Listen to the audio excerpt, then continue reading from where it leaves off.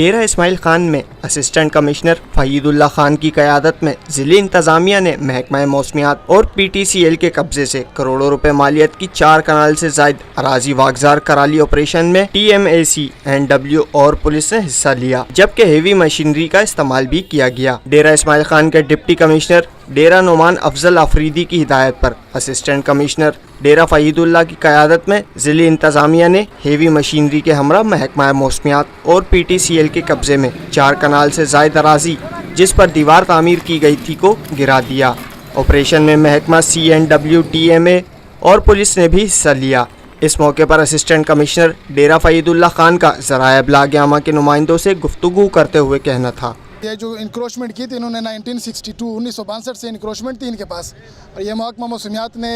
آگے جو محکمہ پی ٹی سی ایل نے اور اس کے آگے جو کامرس کالج نے پکڑی ہوئی ہے۔ انشاءاللہ ہم ان کو سب سے جو ہے واگزار کرائیں گے، اور پھر جو ہے اس پہ ہم یہ روڈ بنا رہے ہیں، یہ گرین بیلٹ ہوگا اور لوگوں کے رفاہ عامہ کے لیے ہم استعمال کریں گے۔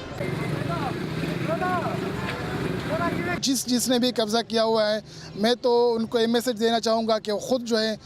قبضہ چھوڑ دیں۔ پچھلا حساب ہم ان کے ساتھ نہیں کریں گے، اور اگر یہ نہیں چھوڑتے تو ہم جو ہے انشاءاللہ ان سے اپنی جو سرکاری زمین ہے وہ واگزار کرائیں گے اور رفاہ عامہ کے لیے استعمال کریں گے۔